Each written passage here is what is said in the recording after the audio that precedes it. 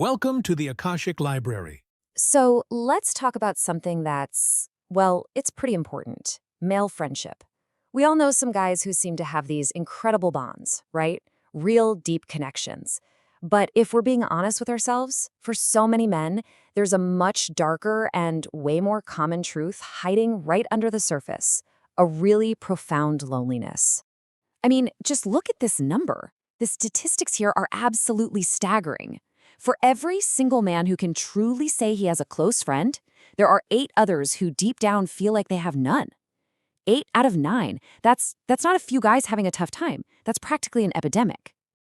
And this is so important to understand. This isn't happening because someone is flawed or there's something wrong with them as an individual. No. This loneliness is the result of these huge societal forces that have been shaping things for a very long time. So what is this force? What's going on here?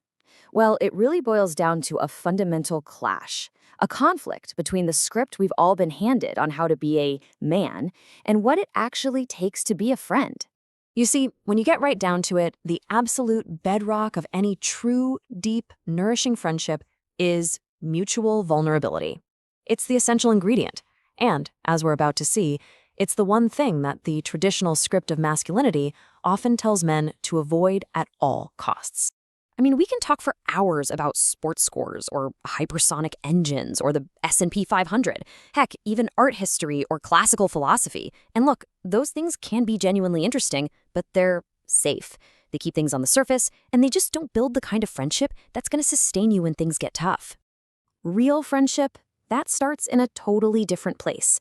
It begins in that moment when one person can finally turn to another and say, "I'm going out of my mind," or "I'm really scared," or just "help me."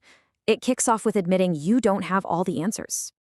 And this slide just lays it all out, doesn't it? This is the core conflict in black and white.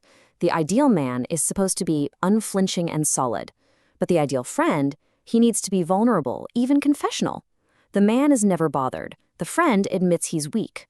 One must never, ever lose face, while the other knows how to ask for help. They're basically polar opposites. So why this huge disconnect? It's because for centuries, that script has taught men that you have to avoid being one thing above all else, a crybaby.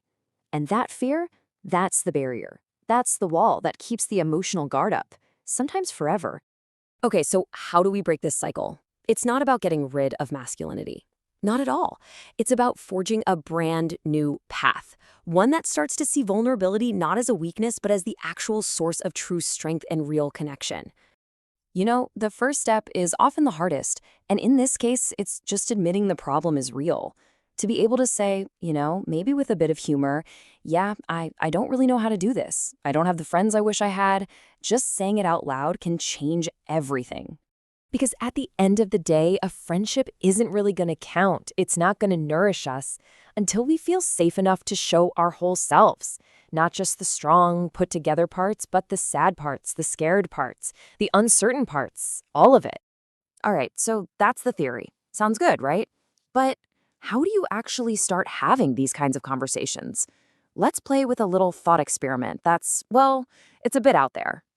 Just imagine for a second, what if there was something like conversation cards, but they were designed for places like the bar, the pub, or the golf club? And on these cards were the questions that deep down a lot of men are dying to ask each other, but they just feel like they can't. You could start with a question like this. When did you last cry? It's so simple, isn't it? But for so many guys, the honest answer is either a long time ago or I don't remember. And that silence, right there, it says so much. Or what about this one? What would you tell me if you absolutely knew I wouldn't judge you? Can you even imagine creating a space where that question could be answered honestly? The kinds of truths that might finally see the light of day? And this one cuts right to the heart of our hidden struggles. When do you feel most anxious? It's a question that validates a feeling we all have, but are so often taught to just stuff down, to ignore, to pretend isn't there. And then, what makes you despair? This goes so much deeper than just, a bad day at the office. This touches on those deep fears and sorrows that we all carry around with us, so often completely alone. And finally, What does the small boy inside you feel? Wow, I mean, that's a question that asks us to reconnect with a part of ourselves that the whole script of manhood tells us we have to bury and leave behind when we grow up. Not look, I get it. With these cards seem a little bit idiotic, maybe, but that's not really the point. The whole goal is just to create a small opening, a tiny crack in the armor to let the guard down and show the complex, messy human reality that's hiding behind that stoic face. Because this is the real tragedy here.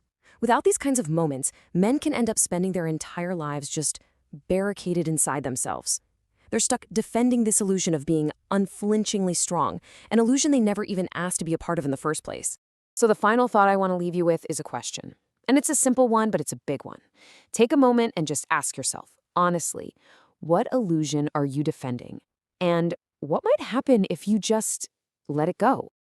Many people aren't lonely because they lack people, but because they lack depth.